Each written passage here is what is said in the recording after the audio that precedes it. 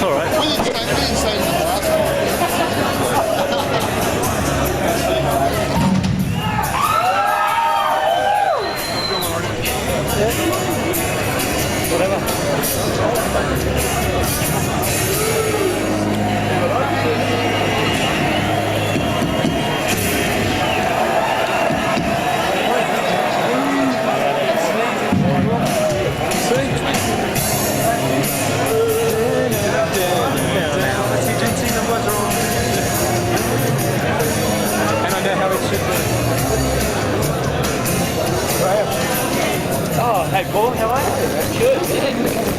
Ladies and gentlemen, people of the rock world, you are the fans of the greatest music of all.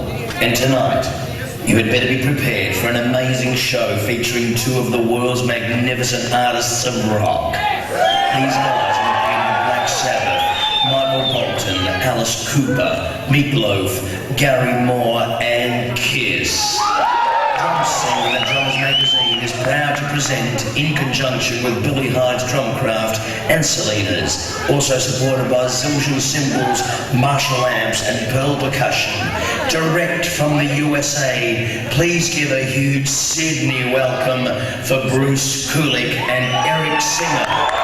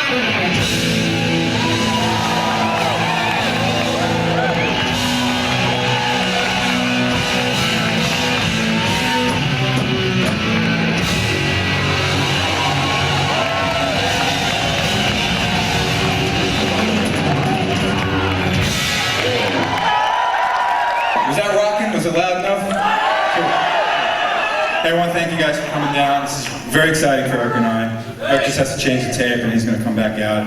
It's a very unique evening for all of us, okay? You know the KISS fans are the best. Australia is a great place for KISS fans. We love you guys. We had a great time back here, I think, a year ago. It was very special. And it's kind of unusual, because, this isn't like a full band. We're not promoting a new record or anything. We're really here to spend time with you. Kind of like the conventions, but a little different. We get to play a little more electric, obviously. What the hell is that? Okay. That's a little bit of it. He's teasing you now, But what's going to happen is Eric's going to do a bit of performing and talking to you guys at Clinic, and then he's going to hand it over to me, and then we're going to play more together, and then later we're going to jam with a bass player. So it's going to be really exciting. There'll be a little intermission for about 10 minutes later on, so you can take a little potty break or a drink. And then later tonight, we're definitely going to do some signing.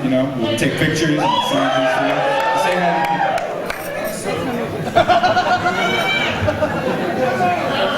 So there you go, say hi to you. I just want to say hi to you guys. I was had to fix up the DAT machine. How you guys doing? A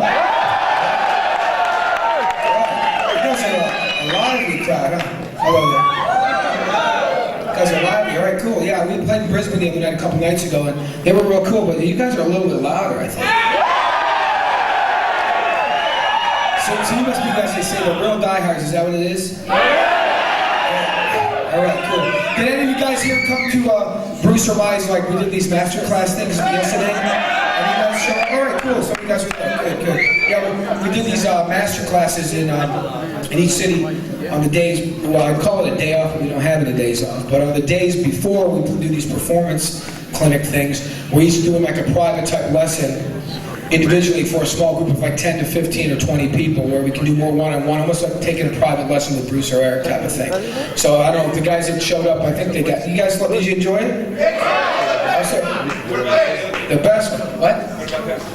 Well, they're the ones that responded, they were at it. Was anyone over here at Bruce or Eric's my thing? Okay, so they're all over here, hanging over here. All right, cool. Okay, you. I'm going to let you do your thing now. This is your crowd, okay? So, I'll be back in a little bit. Here you go, Eric. Enjoy. Be kind to him, okay? He's very sensitive. You say I'm very sensitive? Or you are? I'm a hothead? Yeah. I'm pretty easy going. I'm real well. So, I need to do something here first. I need to have the light guy either turn these down or actually even better, leave these up and bring the house lights up a little bit so I can see these people's faces, just a little bit. A little bit, yeah, that helps a little bit. Because I want to see who I'm talking to, otherwise I'm talking to a bright light. I feel like I'm being interrogated by the, by the Nazis or something. It's because I'm so short. What does that have to do with the lights?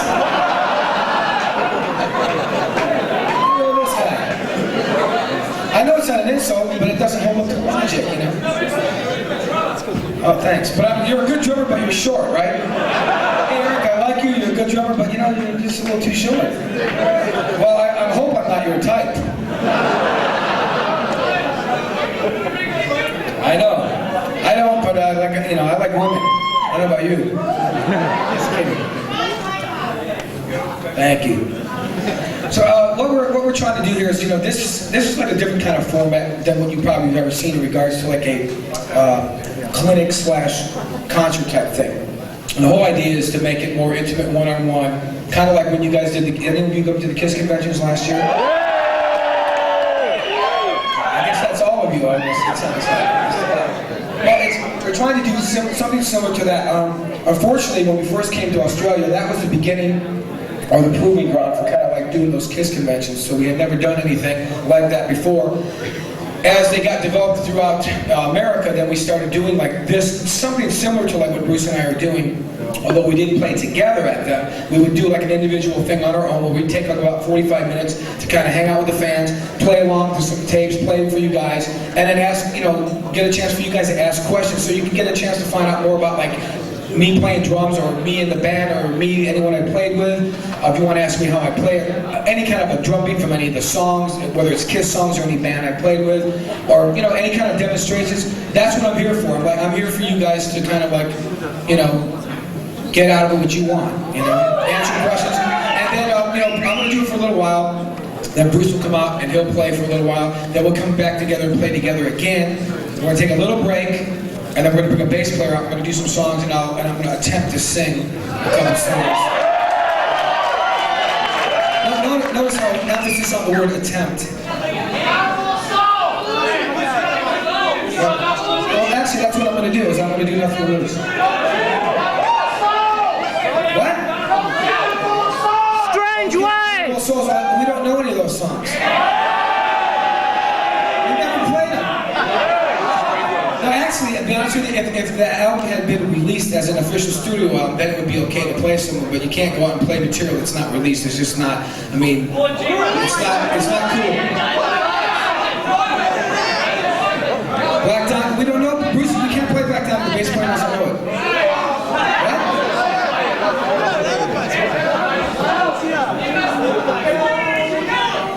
But I didn't sing that one. What? You didn't meet me in the ladies' room? That's Gene's song. I think he'll be here in about 3 months, and you can tell that to him, and I'm sure he'll probably take you up on that offer. Only Gene most likely will take you up on that offer. You and probably a few other of you in the same night.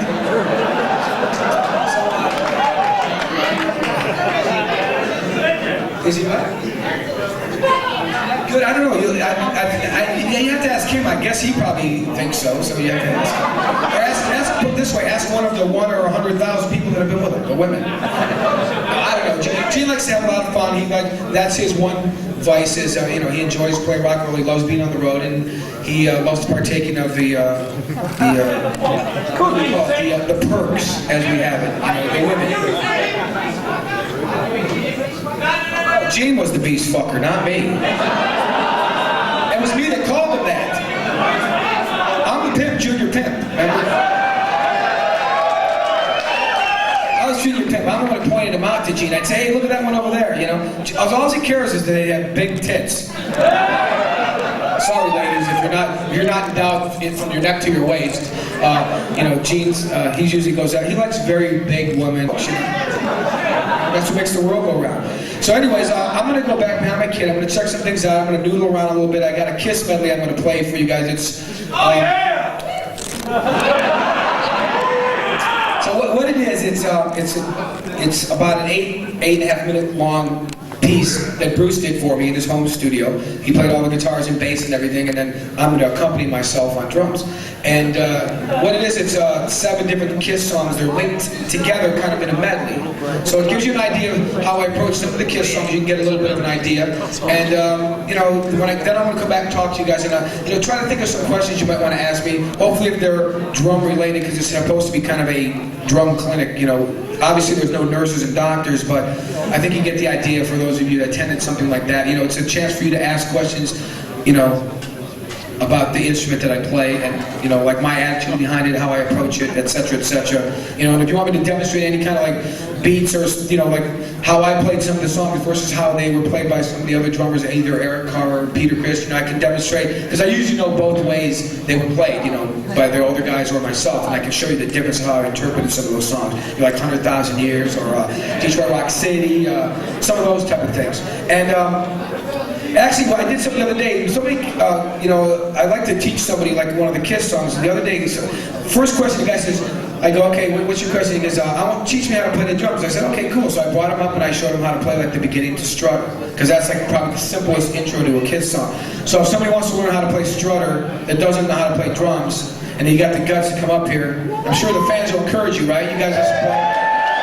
So we'll do that. Maybe we can get a girl to do it. What do you think, guys? It'd be cool, huh? It'd be cool if Kiss had a girl drummer. I think that'd be kind of cool. All right, so I'm gonna go back here. I'll meet you back here. Not in the ladies' room, but I'll meet you back here in a few minutes. All right?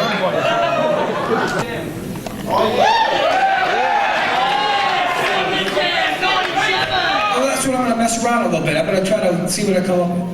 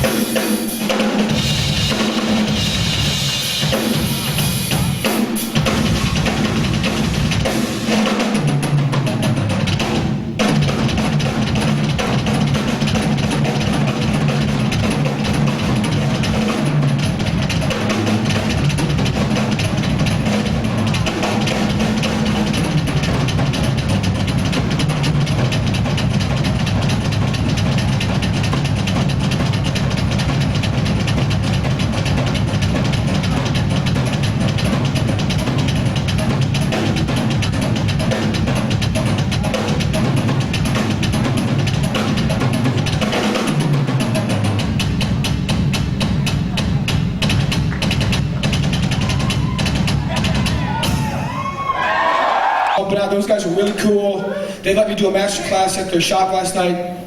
Mick, where are you here, Mick? From Billy Hines? The store manager, I don't know if he's here or not. Maybe he is. But thanks a lot. And also Frank Corniola from Drum Scene Magazine. He's one of...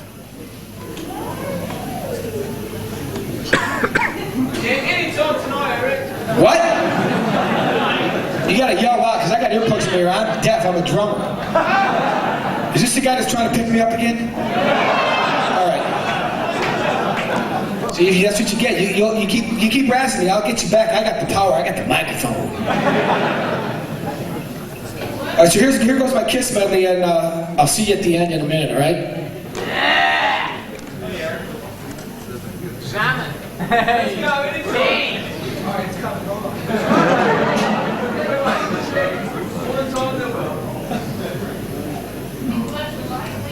Short drop 6.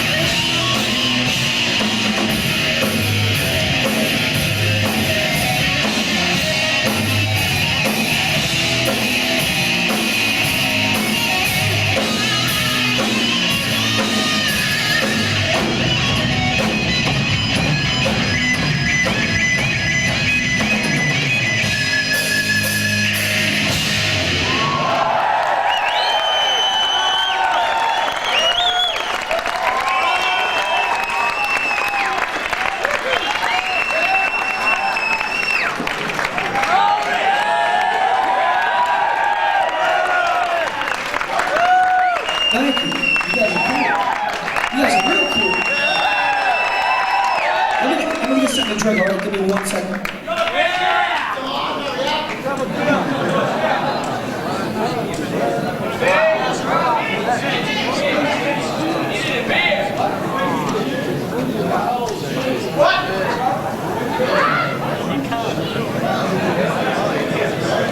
He likes my shoes, so I should model them. My plaid chucks, or cons, as you whatever. What'd you guys call them? Cons, chucks. They're called Chuck. Actually, they're really called Chuck Taylor. Before there was ever Michael Jordan, Air Jordan shoes, and all that, the original shoe by a basketball player was a guy named Chuck Taylor, and that was these. They're called Chuck Taylors. They used to say. I think they still do. Yeah, they do. Chuck Taylor. Eric, What? shut up! Shoes! This guy's still trying to pick me up. He don't get it. I like women, dude. Just kidding. I'm not. So, what? Are you his wife? His girlfriend? Okay. 'Cause I don't want him kicking my ass. He said, hey, mother. She's picking me up as well! All right, you're in there, babe. I know. I see her right behind you. She's got a strap on, right?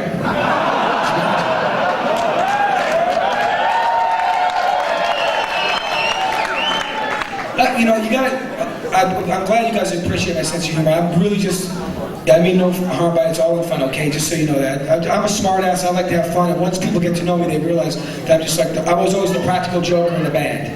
You know, I'm always they call me the little shit stirrer because I'd get in there and stir up trouble and then step back and watch them go. Okay, and let them go. Yeah. Can you see my ass? Not these baggy things. You want to pull my pants down? I don't think so.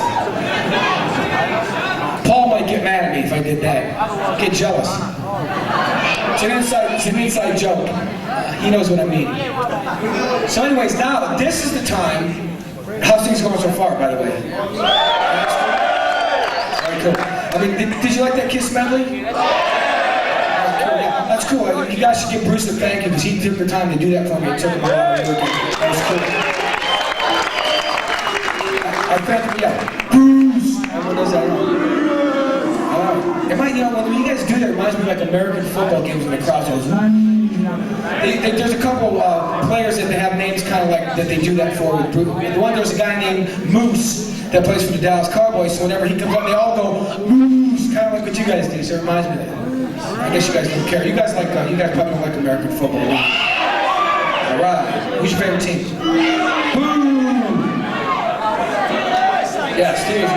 I used to be a Cleveland Browns fan, but they don't have a team anymore, so now I got no team. And LA lost both their teams where I live, so I kind of just go with whoever's winning at the time. You know, I jump on either side of the fence. Anyways, this is the time that's for you guys, okay? This is when you guys should, you know, ask questions. And can we turn the house lights up a little bit, please? More. There, great. That's cool. Now I can see your faces. That's cool. Great. So now this is the time for you guys, all right? So.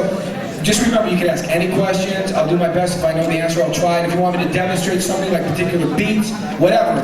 Just remember, nothing is a stupid question because if you don't know the answer and you want to know, then it's important to you, okay? So everyone can be fair to everyone else. If you think a question might not be of the highest intelligence, just remember to that person it is, and it's important. Yeah. He wants to know what Gary Moore album and what Black Sabbath albums I playing. All right, with Gary Moore, I didn't do any albums because I came into tour for the album Wild Frontier. The album was already done. That was done with a drum machine, actually, and I just did the tour, but I am on a live video called Live in Stockholm. There's a performance-long concert video. I'm on that, and I'm also on a lot of, there was a lot of B-side singles that came out, and I was on about a half a dozen of those. With Black Sabbath, I did two albums, the album called Eternal Idol, and I also did the one Seventh Star. And they actually just reissued those. They remixed them. They come with like little booklets, and you can see me in there with my poofy hair and makeup on and stuff. It's pretty funny. It's like 10 years ago, so you gotta give me a break, you know. The mid-'80s, we were all kind of lost, I think, weren't we? But no, it was cool. But that was good. Both of those bands were great experience. Both of them are great guitar players, especially Gary Moore. He's like one of the best in the world, no doubt about it. I mean, I played with some great players before. And he's definitely, I'd have to say, the most special out of all. And I played with some great ones like Tony Iommi, Bruce, and his brother Bob were both great. Although I prefer Bruce more so. And And for a reason, I think everyone, that's pretty obvious why. Although his brother is a good player as well. But I've been lucky enough to play with some great players, and you know, those were good experiences for me. You know, behind you with a devil sign. Something else, maybe commercial. Can you come do some mining for me? What did you say? What? What about it? Can you do some mining for us? Can I do some ironing? Okay, he's talking about there's a Rennie's commercial with Alice Cooper. Have you guys seen it yet? Yeah, I'm the guy ironing. I had a like purple like leather and purple pants on and shit, and I was kind of like this.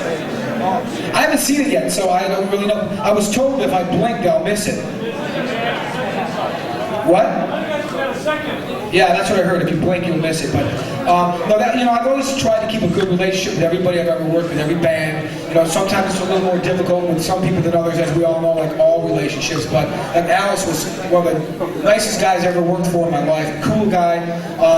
You know, they called me up and said, "Hey, we're doing this commercial, and they're gonna like, if you want to be in it, you know, submit a picture if they pick you." So of course I did the smart thing. I gave them a Kiss picture.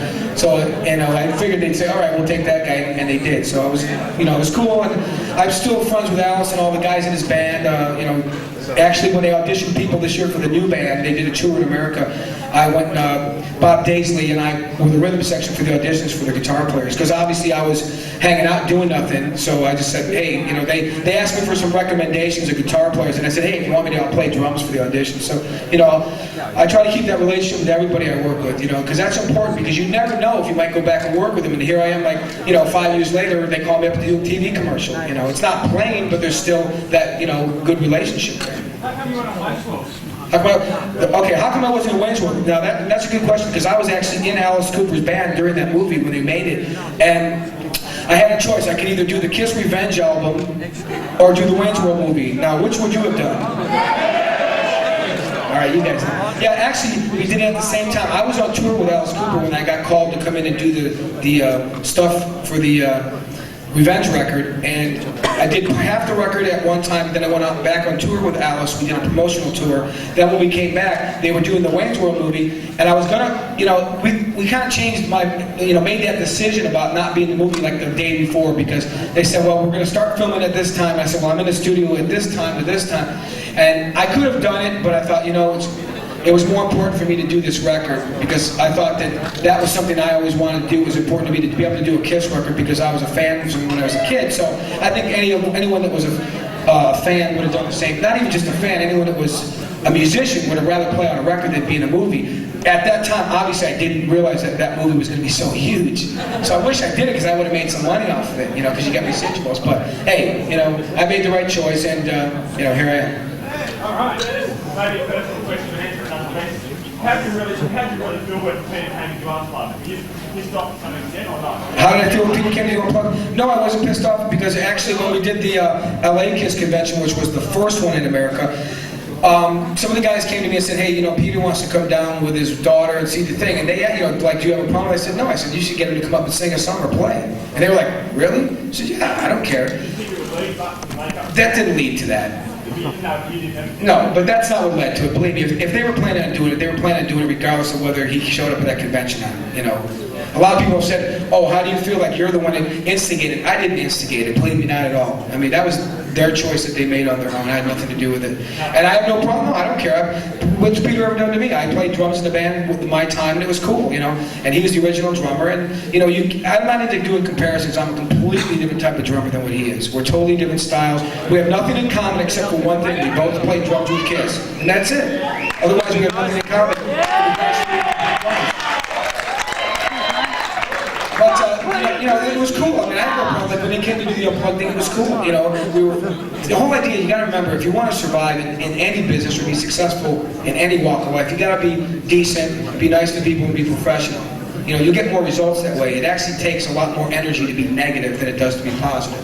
You know, they actually say that scientifically it actually takes more muscles in your face to frown and make a sad face than it does to smile. It's true.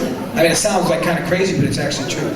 So, I mean, hey, I wish him the best. I think I hope that he really appreciates the situation he's in, because boy, you know, he's been very lucky to, after all the things that he's gone through, to get a second chance like this. So, for his sake, I hope he's really fortunate. I mean, I hope that he really appreciates it, because, you know, that's a really nice opportunity for anybody. I hope I get a great opportunity like that sometime in life. No, I don't like men.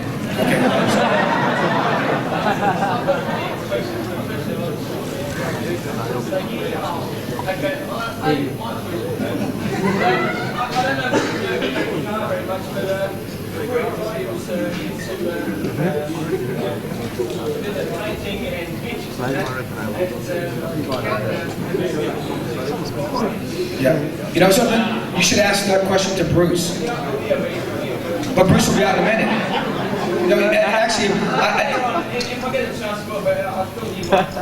Actually, I don't know anything about that whole Rockheads thing. That was before I was ever involved. Unfortunately, I know some of you might have questions say that have to do with either Eric Carr or any versions of the band. I'm from basically like 1991, end of 91, up to the present. The 90s version of Kiss, Revenge and beyond. I didn't have anything to do with the other versions of the band, so it wouldn't be fair to me to try to answer questions because people might go, well, why is he answering that? He wasn't even in the band.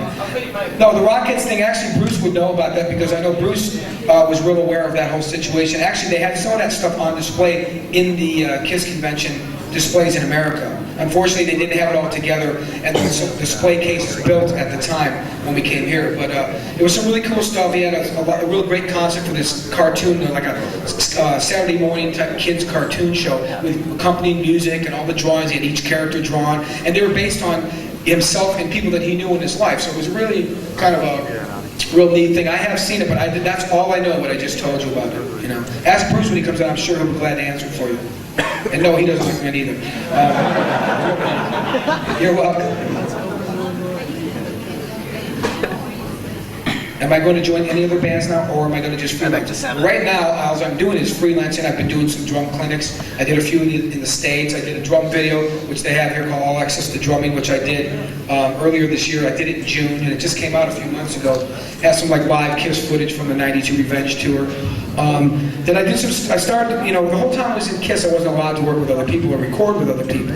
That was the commitment that the band wanted, and that's not very different from a lot of bands. A lot of bands, when you work for them and you're part of a band, they don't want you to work with other people. They want you to have your full commitment and concentration to that situation. But now, since I'm a free agent, as I call it, I can go and play with whoever I want and do what I want. So I did a couple records in the last few months. Warren D. Martini, a guitar player from I did a solo record, which comes out, I think, next month. Actually, in a couple weeks in Japan. I think it's a Japan or European thing. I did a song for a Queen tribute out with Bruce and his brother Bob called Save Me, great song. I did some soundtrack stuff with his brother Bob, queued up a couple songs. I did a record with Bob Daisley and this singer that used to be in the band Accept. This guy David Reese, not Udo, this other guy David Reese, he did one record with them, and it's like real heavy, kind of like early Judas Priest meets early Black Sabbath, kind of like Fight, that type of style. Real heavy, which I like real heavy stuff, not thrash or death metal, but I like heavy. I love early Black Sabbath. That's probably one of my favorite bands. So it was fun to do that, and I just played on. I'm not joining any bands at this time. I'm just gonna play with different people, do studio work, and until I find the right situation. And if something comes along that I feel that would be good for me emotionally as well as for my career, then I'll entertain the offer and see what happens. But I take it one day at a time. I mean, a year ago, if I thought I wouldn't be playing with Kiss and they'd be out on tour with a reunion and makeup, I would have said no. But here we are. So that's the way life is. It's full of twists and turns, and something. That's what makes it. That's what makes it challenging and exciting. I think. More cool. Yeah. Do I use the same gear that I did when I was in Badlands? I mean, drums, not the same drum set, but I used to. Yes, I've used Pearl drums for 11 years now. I got my endorsement when I first started playing in Black Sabbath, so I've been since the beginning of '86. So at the end of this year, it's 11 years. And I've been using Zildjian cymbals my whole life. I have my own signature sticks, Eric Singer model that Zildjian Head puts out, which I know they have here. I'm not trying to pinch my stuff. You ask a question, so I'm going to let you know. Oh, she got some cool. You got good taste. And I use attack drum heads, which are a newer drum company. I use these Terry Bozzio model drum heads. Yeah, I just saw Terry. I did a judge for a drum contest a couple of weeks ago back in LA, and he did a performance there. And the guy is just really pretty incredible to watch. He's and very inspirational also. Yeah, of course we all know Virgil Donati is. Of course, yeah, Virgil, you guys all know Virgil, he's one of your own. Yeah, Virgil's, as we say in America, a motherfucker. And that's a good thing. That's not, we don't mean in a bad way, we mean in a good way. He's serious, that boy's serious, yeah. I have his instructional video, actually. Yeah, he's a freak, yeah. There's a couple of guys out there that are like that. You know, you're practicing, you think you're getting good, you're like, yeah, I'm trying to get it together. And you go watch something like Virgil, and you go, I think I'll cut my arms off. You know, guys like that, as much as they're inspirational, they're very, very humbling. You know, it's like it lets you kind of put you in your place. You know, guys like Dubozio and Vinnie Colaiuta and Dennis Chambers. You ever see Dennis Chambers? Yeah. Simon Phillips. There's a whole. You know, that's what's cool about music. There's so many great drummers, and they all have different things to offer. It's not really about who's the fastest or who can do all the flashiest things. It's really what you can bring with your own personality to a band and to the music. I mean, because that's what it's all about. You're really playing songs most of the time. You're not up there to just solo. As much as soloing is cool, you got to get up there and like be able to back a band up and play together. So you know, that's more where I'm coming from. You know, that's what I try to do, I should say. Yeah.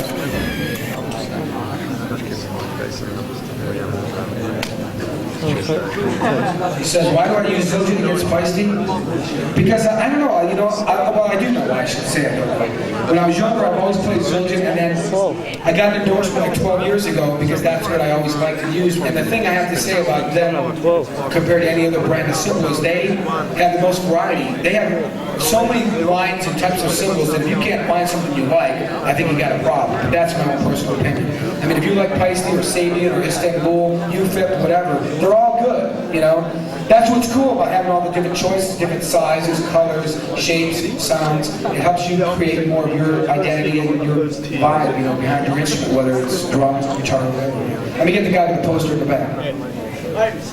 When you're not playing for work, what sort of songs do you like to just to blow off steam when you're playing? What do you want to play? What kind of stuff do I like playing to, like songs? Yeah, when you're not drumming for work, just to blow off steam, when you just get in the studio by yourself and you want to have Well, I have a drum room in my backyard that I practice, you know, when I feel like it. I sometimes put a drum machine on and just practice playing grooves or time with a drum machine. I don't really like to play too much to the radio or music records anymore. I mean, I did that when I was younger. I want to play with musicians. To me, that's where you get off, you know. It's like we're doing this stuff, we play the tapes, and it's fun. But when it's really more fun is when we bring out the bass player. We got a really great bass player, a guy from Sydney here, named Dario. I don't know, you guys know him at all? He's really cool. He played. I mean, I was really happy because the guy learned the songs. We sent a tape over. The guy learned it. He had it down cold, and he also grooved. So it's like, yeah. I mean, to me, that's what it's about: playing with other musicians. Sometimes I'll even put on a rap station and play along the rap beats because they're done with a drum machine and they got some cool grooves, although I don't like the music personally. Well, it's not even music. But I like some of the grooves and stuff because it's cool, you know. But for listening wise, I love listening to like a lot of different bands. Like I love Alice in Chains, Stumped Up the Pilots. What? Anthrax? No, I'm not into Anthrax. Not into that. I like Pantera because I like the drummer, Vinnie Paul. He's great. I don't like the singing. Well, it's not singing. It's like. But I love the music. The riffs are great, and the drumming is fucking killer. I think he's one of the best at that stuff. I think Metallica's last. What?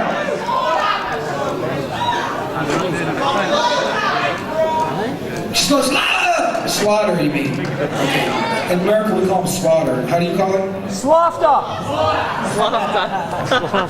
I just having fun with their accent. Hey, they do. When when people come over to America, they do the same thing to me. People, like my friend Bob Daisley, actually he's in Australia now. He played bass with Ozzy for a lot of records and Rainbow and stuff. And he lives in England, and he always is teasing me on my accent, the way I pronounce words, because he says that us Americans have fucked up the English language. So he's probably right. Yeah. Am I going back to Kiss after this? No. Well, that, you know, let me set one thing straight. When they first started to do this, they thought it was only going to last for a short time. They thought they'd get together, do a tour. They didn't realize they were going to have this much success. So obviously, they're going to stay out. They're going to stay out and do this as long as they can, and it's going to last a couple of years. And you know, it's like, think of it this way: if you were an an athlete and you're a good quarterback and they have another guy playing, you're sitting there going, well, I'm getting paid, but I don't want to sit on the bench. I want to get in the game. The only way you can get in the game is you got to like go try to get on another team. You have to make yourself available, and that's what I've decided to do. You know, I want to play. I wouldn't be able to come here right now if I was still in the band. I wouldn't have the ability to come here and do these type of things. Now I have the freedom to go. I mean, if somebody rings me up on the phone and they say, hey, do you want to do a record? I can go, do I like that kind of music? Is it worth my while? Yeah. Or I can say, no, I don't want to do it. Before I didn't have that, you know, it's a certain kind of freedom that I haven't been able to experience in a while, and I like it. I don't know what they're going to do. As far as I know, the future of Kiss is in makeup, but you'll have to ask Gene and Paul that because I don't really know.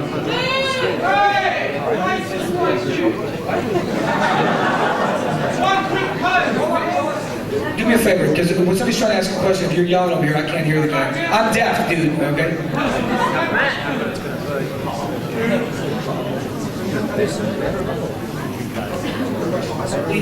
She said, I played with a lot of people in a lot of different bands, but which band do I feel that I played with my own, like more of my own personality or style? I'd probably have to say the band Badlands.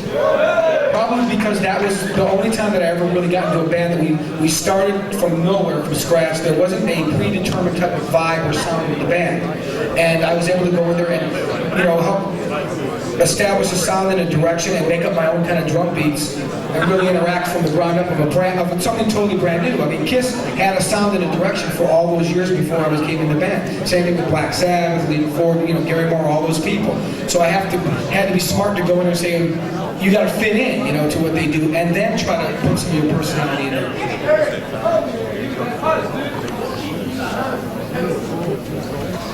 What kit do I use at home? I have a set exactly like this, same color, size, but I have the one I used, remember when I came to Australia, I had a silver sparkle kit just like this. That's the kit I use.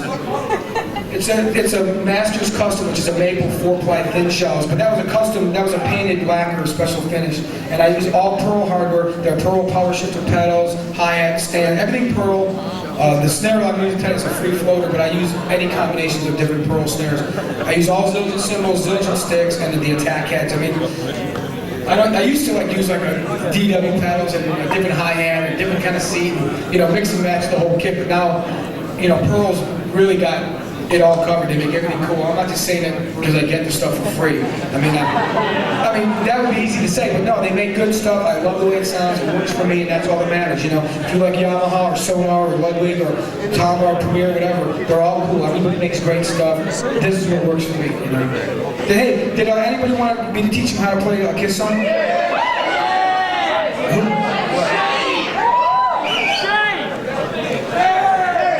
You want to? Okay, let this girl come up.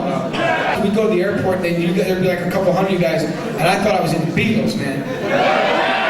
So, yeah, that's what I tell people. I said, you know, that was the one time that I really appreciated the most. I mean, I've always felt appreciated by the Kiss fans, but more so by you guys than anybody, because you guys made me feel like, you know, when we were kids, we grew up watching the Beatles on the Ed Sullivan Show, and you saw them girls screaming, chasing them down all the time, and that was the one time that I really kind of got to experience a little bit of that, and it was because of you guys.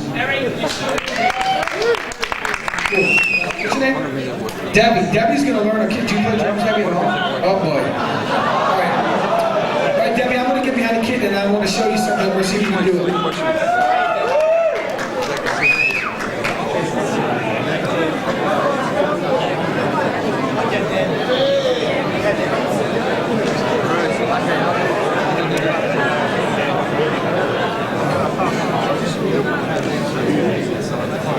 Are we fired up here? Okay, cool. Now, Debbie, where you at?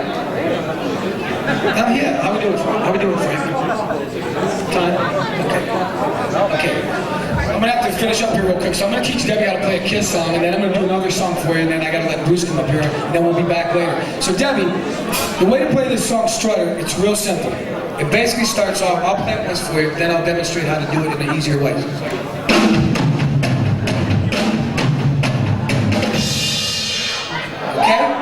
So now, basically, I'm gonna do it again. Okay, so it's what?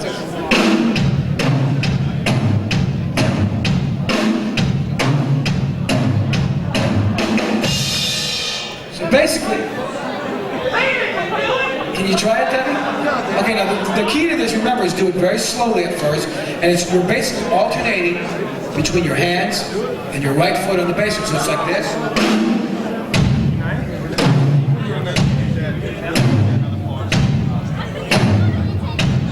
That kind of thing. You're taking turns between the hand and the feet. Okay?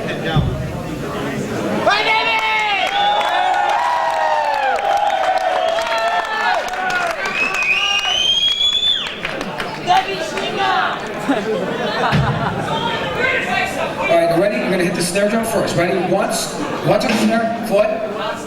Now the toms, foot. The other next set of toms. That one and this one. And then the toms again, and the foot again. Okay, but what you want to do is we're going to do what we call descending. So you're going to start from the highest note, which is this drum, and you work your way down, because if you notice, they get bigger as they go down, and they also get lower in pitch, okay? So try it again.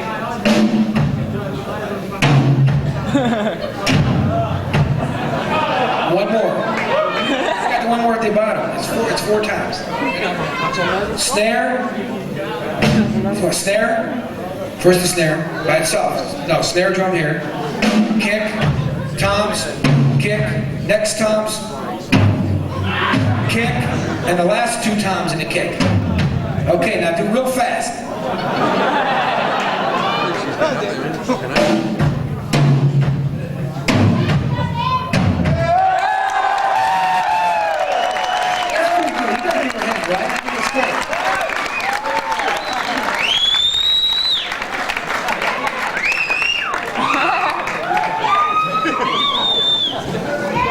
Pretty cool, huh?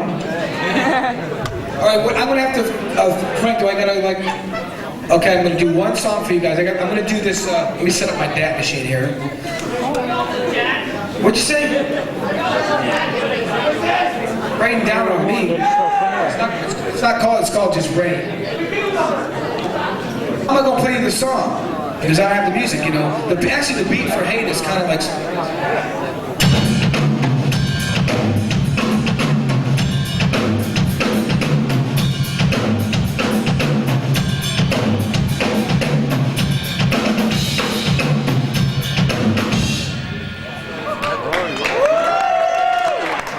That's the basic drum beat that's going on underneath Hate. But she's screaming, hey! Exactly. I think that's one of my favorite songs actually on the record. Have you guys heard I Walk Alone yet, or no? That's real cool. Hopefully you'll get to hear that one day, because that's one that Bruce sings. That's like the real epic long piece. It's really, really got some cool shit in it. What's the matter? I'm gonna play the drum. I'm firing up my machine. Oh, drummers. That's because they got rhythm, right? They use the rhythm method.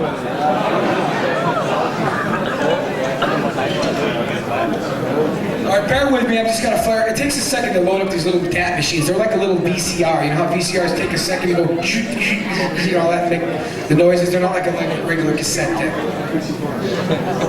But then again, you don't need to know that. Alright, this song is kind of an up-tempo kind of thing by the Beatles, Eleanor Rigby, but it's done in a way kind of like Joe Satriani type style. So check it out, hopefully you'll dig it.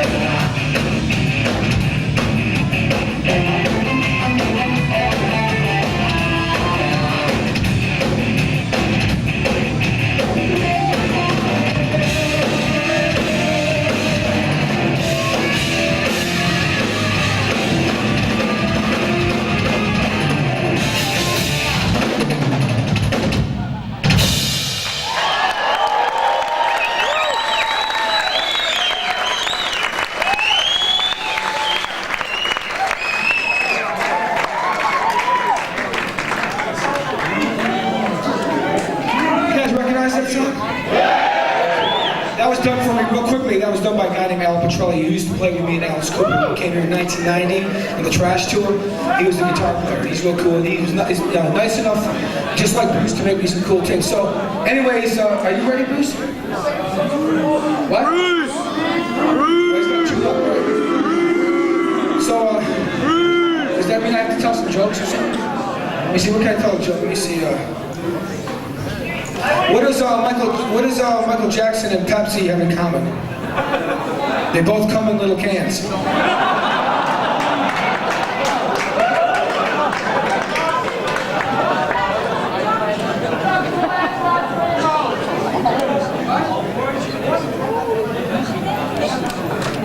Let me see, do I have any other good jokes? What do you think of Tommy Lee? In which way? I love his wife. He definitely has good taste in women. Jesus Christ. No, Tommy Lee's a great drummer, don't let anyone confuse you. That was one, I always thought Motley Crue, I liked Motley when they first came out because they reminded me of Kiss. And I always thought they're a very cool band. I think Nikki Sixx has got a lot of great ideas as a songwriter. I always thought Tommy Lee was a really great drummer. He wasn't just flashy. He looks cool when he plays, but the guy's a serious drummer. He can really play. He's great. Those guys are cool guys. I know Bruce is real good buddies with Nikki. Sign us up later. Hey, after we're done, we'll hang out and sign as much stuff as we can, okay? So, rather than try to get into okay, that's my cue. All right, I'm out of here, guys. I'll see you in a bit. Let's hear it for Eric Zinga.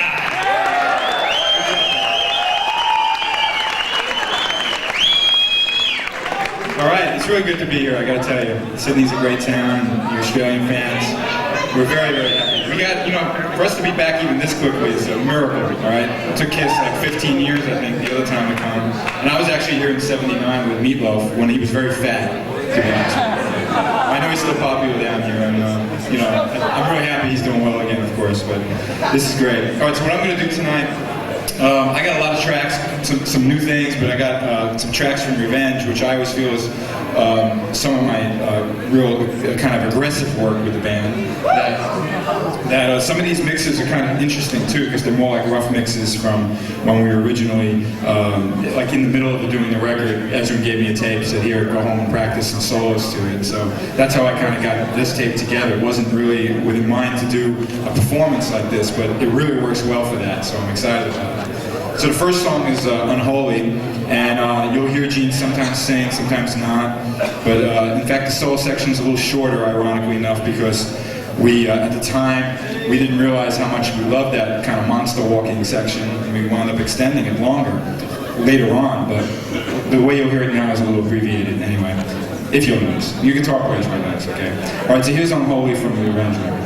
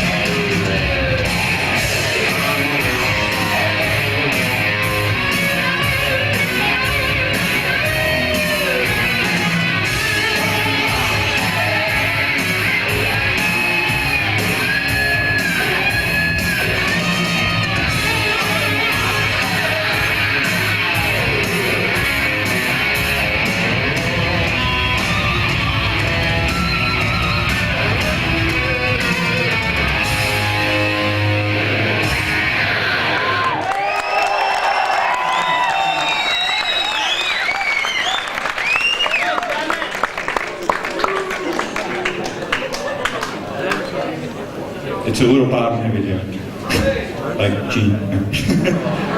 Hearing guitars and Eric's drums, but it's a smoking track.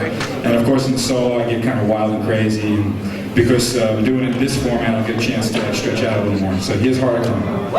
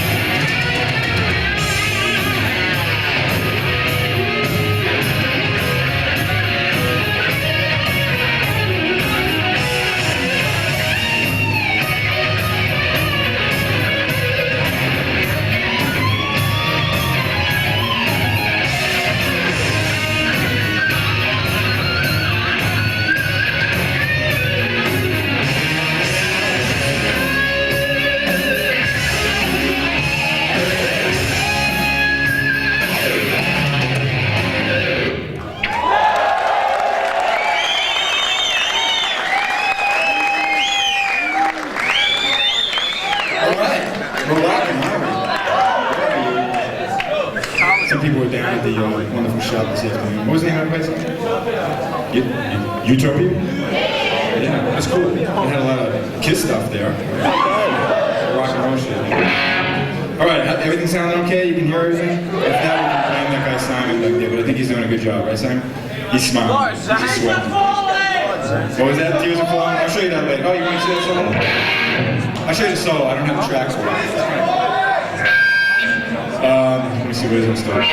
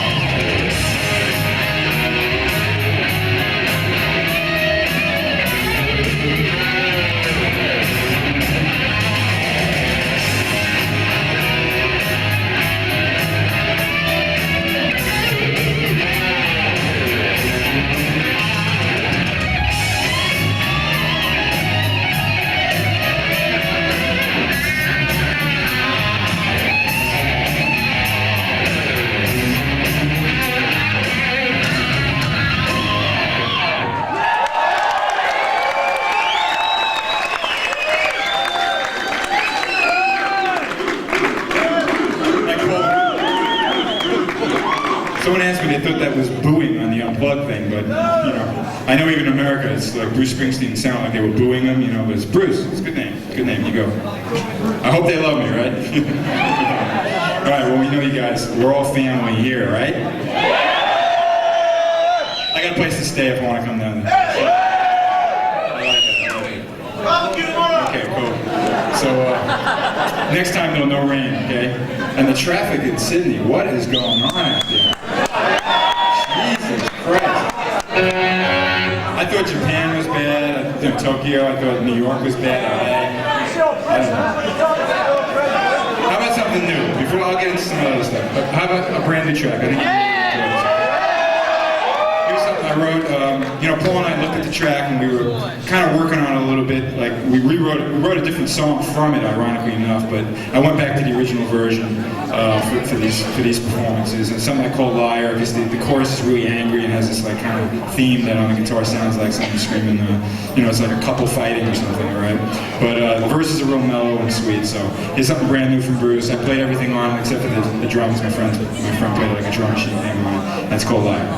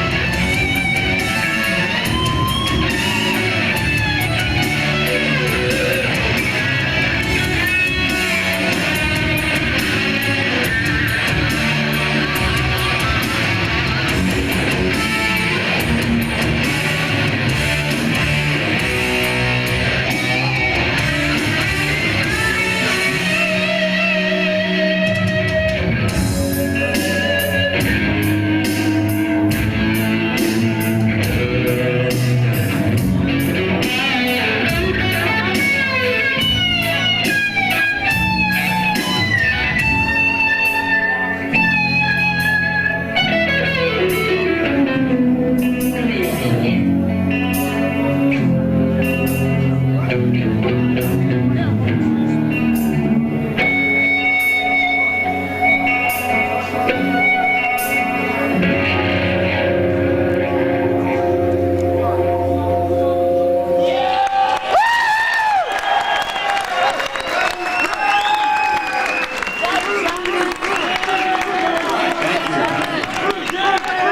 new, right? Very moody piece. Very emotional. Boy, I got problems, let me tell you that. No, that's another story. Everything's cool. This is very exciting for us to be here, you know that, okay? Alright, let's see what else we can do. Huh? No, okay, here's the beginning. No. Someone said it was...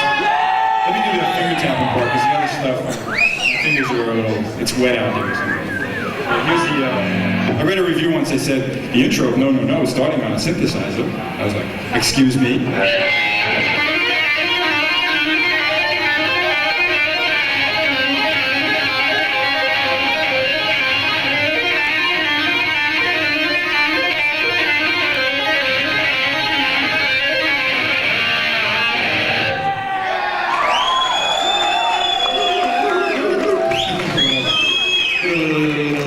Eric does like it.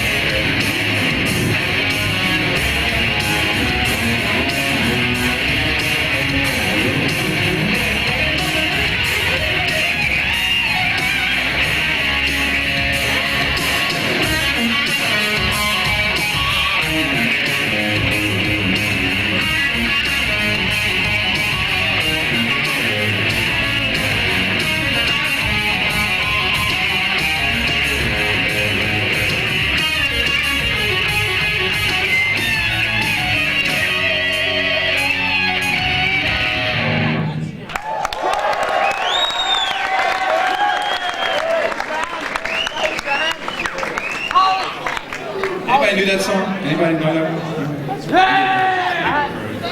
All right, cool. So now let's take a chance to take a couple of questions from you guys and girls. Okay.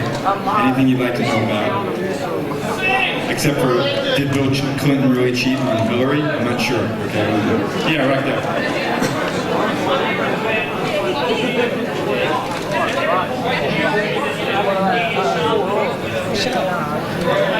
Wow, it hurts. No.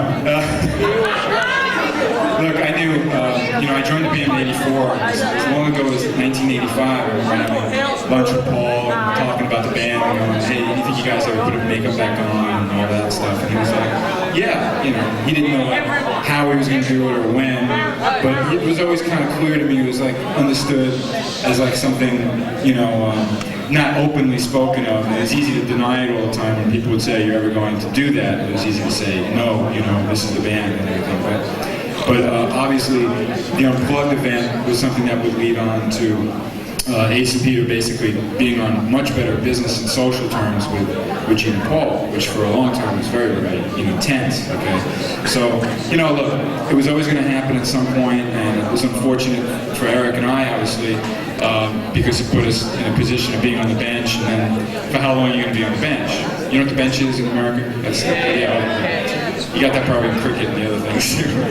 So, it's just time to move on, and we didn't burn any bridges, and we still in touch with the guys, and it's not a situation that's easy, because more so personally for me because of the album that's been sitting around, the one you call Carnival of Souls, But that's the business, it's a tough thing, and it's the music business. There's music that's really fun, and it's business.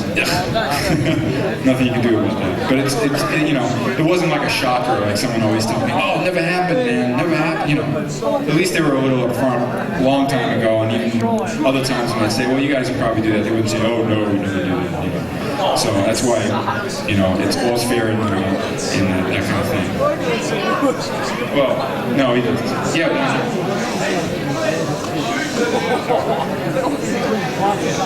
Why don't we do it? She's asking, why doesn't Eric and I do a record? Well, this is a start at least, right?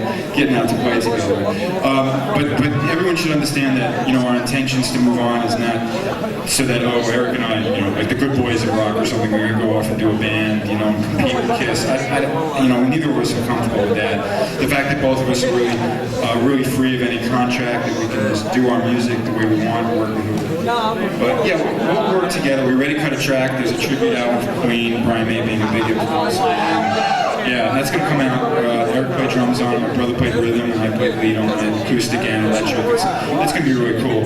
So there's always going to be stuff we'll do together, regardless if we do a band together. I still don't know yet in what form or shape. I'm going to put out new music next year, either a band vibe or a solo, a CD. I definitely have lots of music that I'm working on.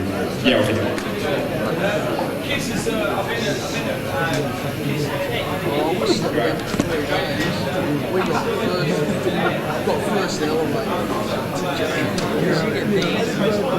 Okay. Yeah.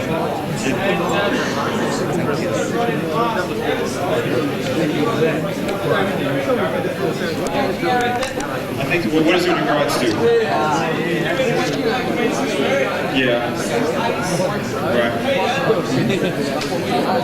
Yeah. Yeah. Well. Yeah. And I have to admit that what's happened, and I've heard it from other people too, the security and the people there, they've been a little uptight in America, and they haven't been really too kind, and I can't speak for that, obviously. I think it's unfortunate, but has the makeup gone to the head? No, it's gone to the skin, I think, soaked in a little bit, I guess.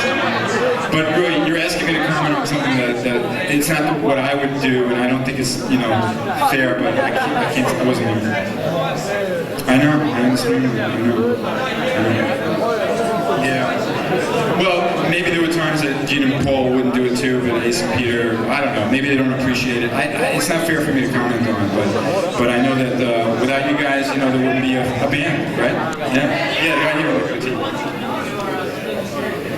That's a good question. I did a signature series guitar for ESP. Technically, you guys familiar with what's called the NAMM show in America? Yeah. And it was introduced, though it was the one prototype, okay, that I watched this Japanese guy build in Los Angeles, and he just finished it just in time for the show. It was just painted, it was barely dry, you know. And obviously they took some orders then, but technically the factory in Japan, and all these ESPs are made in Japan, okay. A prototype maybe won't, but it took a while for them to get custom orders. Take 4 to 6 months right away, okay. And then we had to develop a bolt-on version of my model, okay. And my model is based kind of like on a combination of an SG-shaped guitar and a BC Rich, which were two brands and models that I was always very into when I was first learning how to play guitar. So this year, I know at the NAMM show is going to be some of the actual production models as opposed to showing the prototype. It's really not fair to just expect the dealer to want to buy my model by looking at one that was hand-built for me, you know. So this coming 1997 is going to be when it'll be in shops. Unfortunately, I mean, we tried, the people who put this event on, I hope you understand how much effort gets into putting on a show like this. We tried contacting the ESP distributor here, and they just, it's just too much hassle, too much of a bother. They're not big enough, whatever. But certainly Marshall came through, and Pearl and Zildjian, and we thank them. But I can't say much about that. All I know is they make great guitars. I do play some Gibson models. You see me, use lots of different things on tour. And hopefully that model will sell well. I mean, I did it for me more than everyone else, but if someone checks out something that I came up with that's a little different, hopefully they'll enjoy it. Yeah, we have a female who wants to ask. Oh, she forgot her question. Do you have a headache?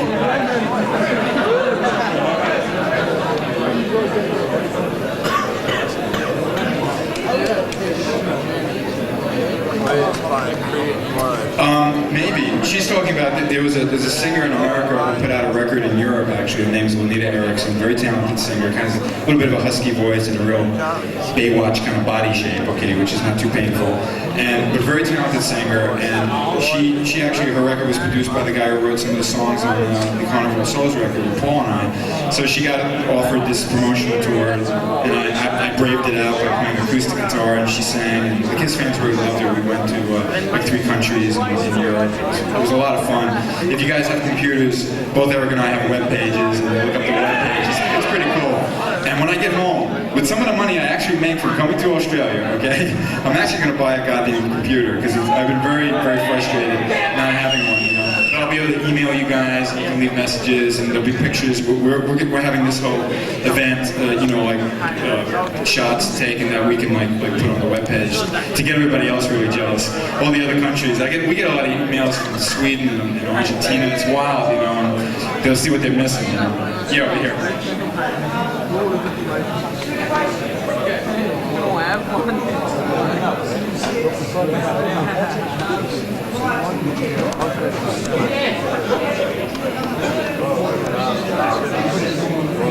Okay, I'll start with the last one. My effects, I'm using a phaser pedal, which gives a nice kind of like 60s hippie, let's smoke some pot vibe.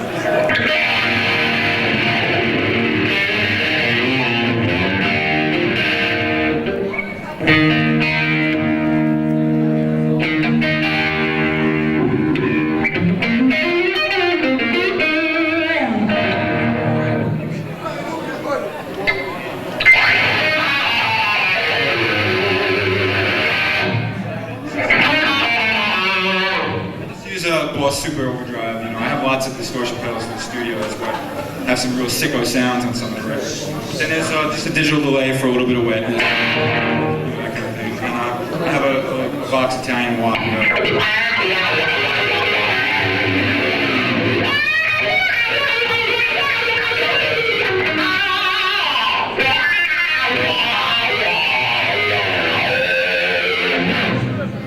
It's a lot of fun, all the pedals. And the other one, rehearsing with the band. We used to rehearse for like a solid month, sometimes even longer, every day, holidays, Sundays, it didn't matter, okay? It was the only way to kind of beat it in your head, how to do the songs and get the show right. So one thing about the band, always very dedicated, worked very hard. And there was another part to your question I don't remember, just something about how do we prepare for the gigs or something? We just, warm up a little bit backstage. Oh, stage sound? I didn't use pedals, and I never really heard my amp. All the stages were so big. If it wasn't for the monitors, which you guys call foldback, for you musicians, you call monitors, I would never even heard the stack. And like for example, this Marshall stack, which is beautiful looking and everything, I'm only playing through the bottom one, and it's still louder than hell. So imagine how much volume was on stage with the band when you saw us in the Sydney, whatever that arena was called. It's pretty wild how loud it is. So I recommend earplugs when you're on stage with the band. Yeah, the guy with the glasses. Oh, it's good. I was checking it out last night, and it's got shots from Europe, and you'll see in about a month from now I'll have shots of you guys. Okay, yeah.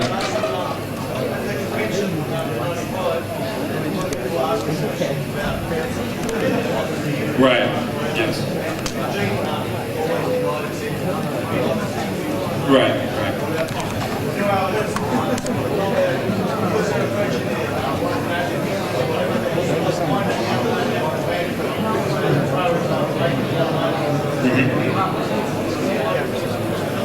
Well, look, it's obvious that it's profitable for them to be in makeup. The concerts have done very well. And business-wise, at the time when those questions were asked to Gene, there was no real communication with Ace and Peter. That only happened after the last gig of the U.S. convention tours was actually MTV Unplugged, basically, okay?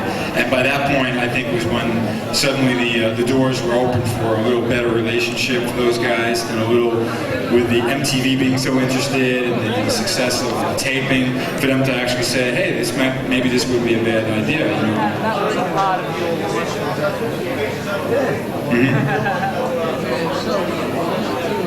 Well, yeah, I know what you're saying. I don't know if it's fair to think that Gene's that smart, okay? And it's not that he isn't, he's brilliant. But honestly, they didn't want to talk to Eric and I about them really doing it until like the ink was dry, because they know how difficult it is to get, first of all, the relationship with Ace and Peter to be solid, or whatever business relationship they worked out, to have promoters put up money, to have, you understand what I mean? It's very complicated, especially on a large scale. I mean, even for Eric and I to do this tour, you can't imagine how many faxes and phone calls and discussions that had to be done. So, on an arena tour, it's intense. Yeah. Yeah. Oh, we appreciate that. Well, look, go to the show. You're not going to want to miss it. Enjoy it. But I think it's really special that you guys would come to see us. And we want to thank you from the bottom of our hearts. Yeah, I went to 2 of the shows in LA. I had a good time. And believe me, it was very awkward for me to be there, right? But there were so many Kiss fans in LA that happened to spot me when I went over to the soundboard to say hi to the guy that mixes, and all of a sudden I'm signing all the tickets. It felt really good. They go, "Oh, we'll see you next year." Well, that still may happen down the road. We don't really know. But for right now, the makeup thing's what's happening. No, you had a question. No, I can't. Yeah. Boomerang. I don't remember that. That's funny. That's an Australian title, right? Boomerang. I got you.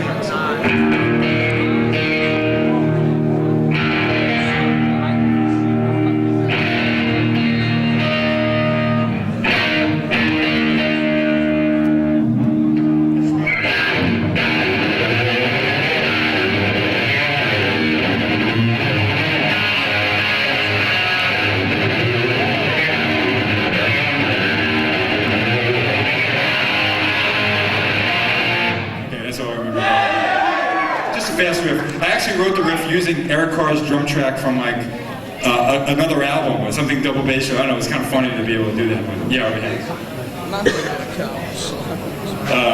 that's on the shelf. Let's just say the record's on the shelf, not shelved. Okay, it sounds permanent. I hate that. Okay. Yeah. Well, there's been lots of controversy about Carnival of Souls. We'll just call it that for lack of a better title. And obviously, it's very. I think in some ways it's very progressive for the band. It's another step heavier even than Revenge. And though there's a mixture of different styles on the record, certainly it's psychedelic in some ways. I got to sing a song which is really wild. Okay, and that whole song, believe me, it's not even something I could do live if I wanted to. There's a whole backwards bridge in it. It's just like totally trippy. But I was having fun experimenting, and Gene and I were always trying to push and the riffs I wrote with Paul. Paul got really serious with getting like really ugly. It's certainly not Strutter, not that there's something wrong with that, but we were pushing towards just real heavy, intense material. So, and we were very conscious of doing something different. And some people say it's like The Elder, or some people say it's too much like Alice in Chains, but to me it's got a lot of influences from the 60s and the 70s on it. And it's certainly very fresh, and I believe everything on it. I'm real proud of it. So hopefully one day you will hear it in the real true form too, not in this bootleg form. Yeah, over here. Oh yeah. I mean, he's asking, am I proud of a song on Crazy Nights? I mean, one thing I regret is that the band obviously dug deeper and deeper into like this, the vintage material, which was great. I mean, it's great to play She in 100,000 Years and Going Blind. That was really a lot of fun. But then it was like people would say, hey, do you know the solo to Who Wants to Be Lonely? And I got to watch my videotape to learn it. All right, it's been so long, and there seemed to be a whole direction switch of getting away from some of the 80s Kiss stuff, which I discovered also from my 2 trips to Europe to do clinics. People were asking like about Crazy Night stuff. Here's a Crazy Night song. I think I remember that.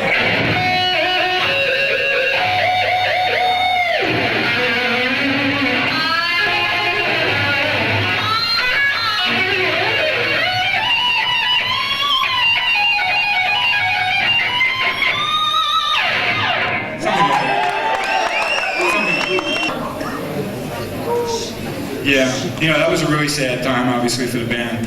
And what happened was we finished the Hot in the Shade tour in I think it was like November of 1990. And then I was living on the West Coast, and Eric was in New York. In fact, he was the only member in New York at the time. And for a while, we hadn't heard from him a bit, the holidays and everything. And I remember speaking to him early in 91, and he was telling me that he had some sort of bad chest thing was happening. He didn't know what it was. He was going to a doctor. And the next thing I know, and I was like, I just couldn't believe it. Like in March, he's telling me, I got to have an operation. This thing is on my heart. They don't know what it is. I was like, oh my God. I mean, I was totally flipping out about it. So he has the operation. Next thing you know, they find out it's cancerous. He's got cancer, which is like a nightmare. And cancer on the heart, okay? Imagine, your blood is pumping. So if you have one in the cell, how small a cell is, we can't see that stuff, is pumping, what's going to happen? So he had to have the chemotherapy. It was awful. But I tell you, he was always so dedicated. He was so hurt that he wasn't, well, but he was always so hoping to be well, obviously. And then even though he went, for a period, there was a period of remission, as you call it, because he did respond. I know I had a good friend, an older guy who was a doctor, a real good doctor, and he said he's got cancer of the heart, he's got 5% chance of it. So I already knew how scary it was, right?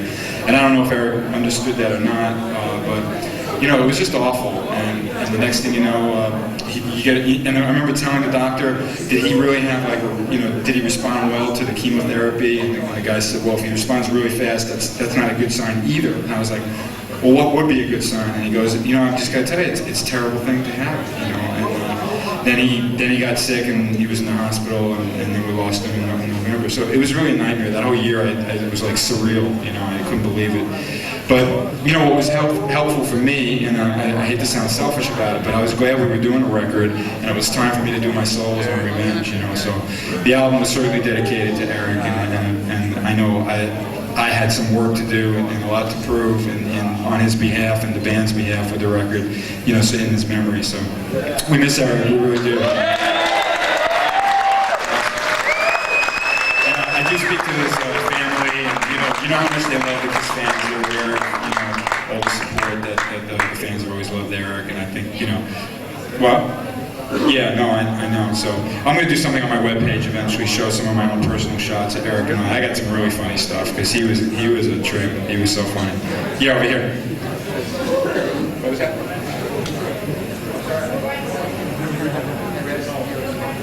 I'm sorry. You had some sort of accent that I couldn't tell. My greatest influences, guitar-wise, some of them are obvious to you guys. I mean, Jimi Hendrix I always loved very much.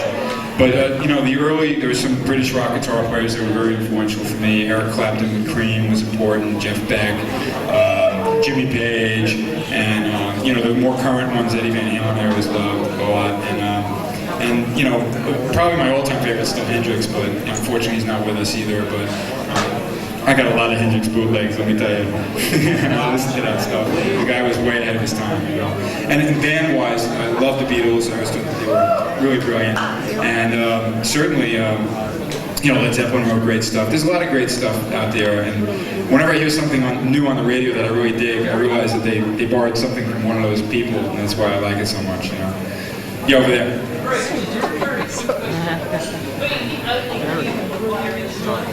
Yeah. Did I really play? Yeah, I was playing along. I was, thank you.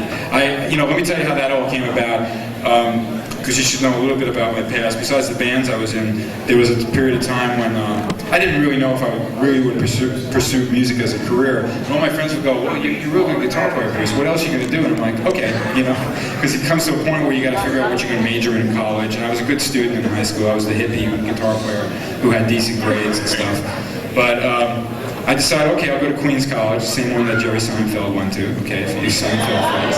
Yeah. And they had a good music department there, okay? But the problem was, they didn't take rock guitar playing seriously, you know, so I couldn't register as a guitarist, even though I was pretty good on it.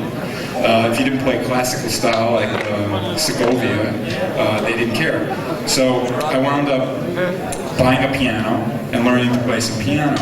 And I picked it up pretty quickly. I mean, I'm not saying I'm any, you know, brilliant keyboard player, but I know how to get around on the instrument, and I really enjoyed it. I got turned on to a lot of different kinds of music. At the same time, I started taking lessons from a jazz teacher who was very, this guy was really trippy, because he was a brilliant guitar player and piano player and sang like Frank Sinatra, and came from a whole other school. It was like hanging out with a bebop, a genius or something. So between the two, I was really getting a lot of influences that really helped me understand music. Not that I wanted to be a classical musician or be a jazz musician, but absorbing it. And for you guitar players out there and musicians, the more you surround yourself with different musicians, different styles, different bands, and the more you can play with other people, the better you're going to be. So, but I can play keyboards. Don't ask me to play them. Yeah, waving the poster there. That's here.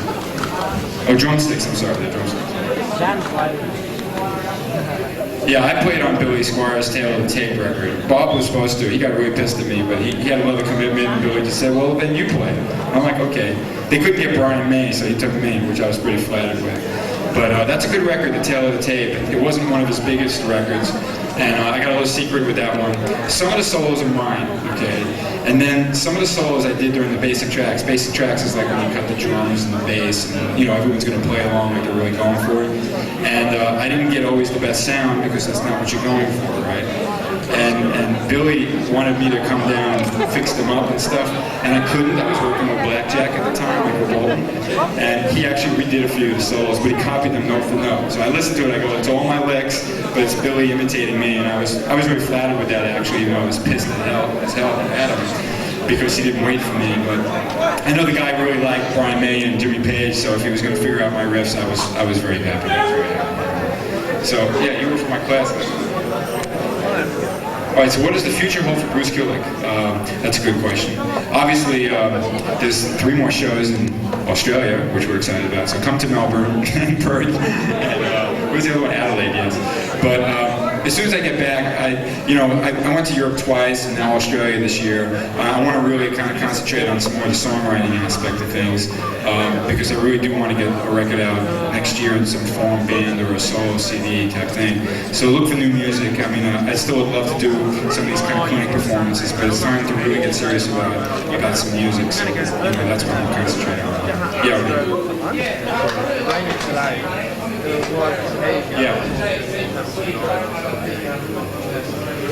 Right.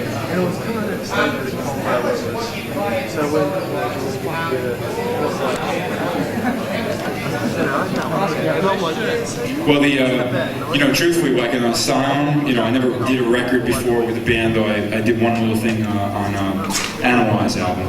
And, it was pretty obvious that I wasn't just going to play whatever I wanted, though Gene and Paul were very happy with all my influences and my style of music.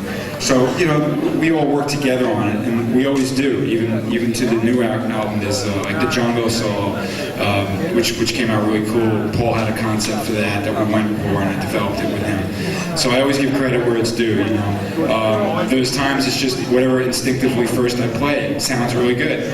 Forever came out of, I originally wanted to play a lead, like the theme on lead guitar, and then, well, yeah, thank you, and I'm really glad. That's why, you know, people look at the Kiss sometimes as just Gene and Paul, and yeah, I understand business-wise it mostly is, but creatively we always, all of us worked.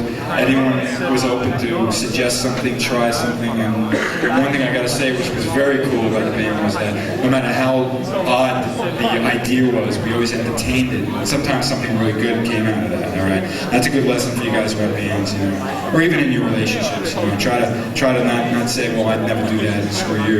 You know, be a little understanding about that. How are we doing on time? Huh? All right, let me play one other thing, and then I'm going to bring up Eric, and we're going to play. It wouldn't really matter if I was out of tune the way he played too. He just hit the strings right into tune, right?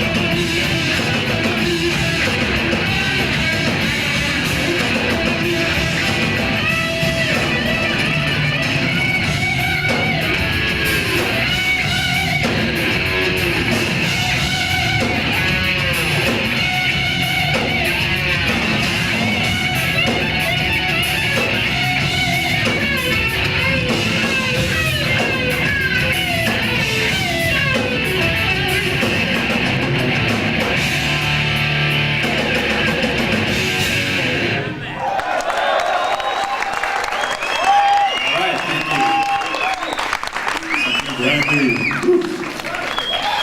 Alright, Eric, you want to tell me about this next song? It's an oldie. I think you did before. I did? No, I Oh didn't. no, you were telling the guy in the interview, that was right. We did an interview before he was telling about this. Is a song Bruce did when there was a band called the Good Rats back in New York City. Any of you guys ever hear them? Alright. Anyways, Bruce wrote this when he was 16 years ago.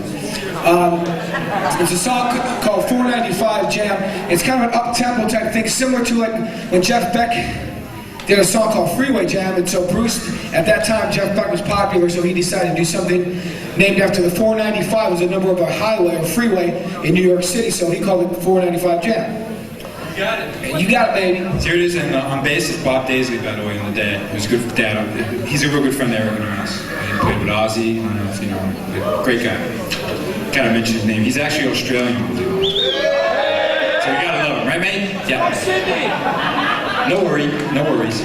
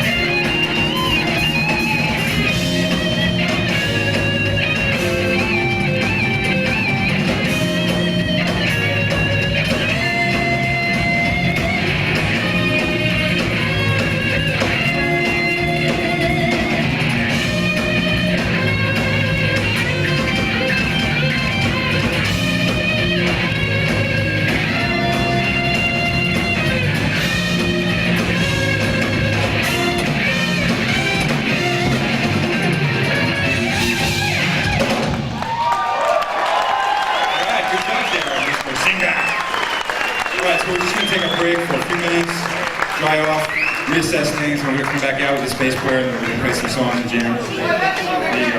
That song again, no, buy it on my new CD. Maybe it'll be on it, whatever. But hope you enjoyed this. Stick around, you know, go to the bathroom, whatever, have a drink, whatever you want to do. But we'll be back really soon, okay? Don't worry about it. We won't keep you waiting, okay?